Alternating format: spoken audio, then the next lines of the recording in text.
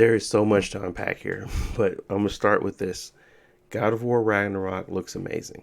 PS5, PS4 Pro, whatever. It looks amazing. It looks like it's going to be a great time. It looks like it's going to be the most solid, well polished game I have played since probably God of War 2018. That is how good it looks. That is how it's reviewing. 10 out of 10 across the boards, couple nines, but also mostly a very, very positive reaction to this game and the initial review embargo being lifted. I feel like it's going to hold true to that, and it's going to be the game that we all expect it to be soon enough. But what we will talk about here today is that this game is a last gen game. This game is not pushing the envelope in regards to specs or features. It is pushing the envelope in polish, performance, animation, everything that you could think of in a game, but is not trying to wow us in a sense where we have global illumination, ray tracing, things like that. That's just like really taxing. There's a lot of baked in things that make it look really, really pretty, right? But it's not taxing the CPU or GPU in that way. And that's why you get those 120 FPS modes. You get those really great 60 FPS performance modes. There's not much of a difference between the 30 FPS and the 60 FPS mode.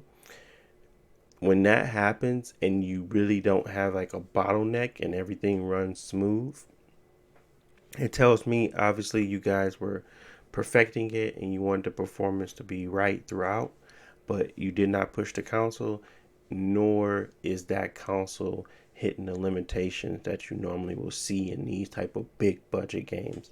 Like this game here is well polished. These are people that are smart, understand how to make a great game, and to switch between the 30 FPS and 60 FPS mode and you're halving the frame rate. Like normally when you have the frame rate, what do you normally get? Ray tracing, global illumination. You get some type of really powerful or heavy feature. They didn't do any of that. It was just like more fidelity in the beard, more fidelity on cloth. Probably you get a little more shadows, but it's nothing to like write home about to the point where this game's gonna look amazing on PCs. But it also tells me that we might want to be concerned about the future of 60 FPS games on current gen consoles. They have been able to hit it on the head each time due to the ability to continue to have that cross gen platform that we started on the PS4, we're going to update it for the PS5.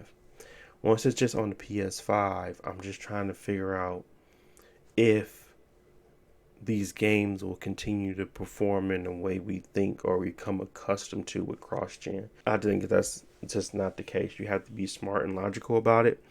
I truly think 40 FPS is going to become huge from Sony. I don't know about Xbox, but I know it's going to be a huge thing for Sony. I would much rather trade features for performance. And I just hope that that is the norm. Whatever it is, like the shadows are lower, textures are lower, or whatever. And then a, you know, high fidelity ray tracing mode. I would love to have those two features. It's just weird because when you compromise on the vision of the game like that with those big features, the game looked totally different. So if you can't compromise on those and you can't take them out the game and you have to bake them in and they have to be built off of that performance or, you know, fidelity mode, that leaves concern. So I kind of just wanted to open up a forum. What do you guys think about this? Do you even think I should be worried? Do you think are you worried? Do you think it's it's a solvable problem? I know there's a lot of FSR, you know, stuff coming out in regards to making games run better or look better with less, performance or power. A lot of those, customizable, those algorithm, those AI stuff that makes things upscale things. Um, I just, I'm a little concerned. That's all. Everything else looks great though. All the modes that they perform, all the stuff that for God of War Ragnarok looks amazing. I'm going to probably play it in the 40 hertz mode. Honestly, I would play it in the 60 because there's no big difference. But I really enjoy 40 hertz sometimes, and it's just as good. I'm going to be playing it on my TV anyway. I'm not looking to have the most reactive time frame. I think that 40 hertz cuts it just enough to where it feels smooth still. Um, so yeah, that's what I'm gonna be playing it on. I think that's the mode I'm gonna go with. What mode are you guys gonna go with? What do you think about this whole situation? Do you think it's worth worrying about? Do you think we probably have this in the bag and these companies are going to do a great job? Let me know what you guys think. Thank you guys for watching. As always, if you enjoy the content, please don't forget to like and comment. But thanks.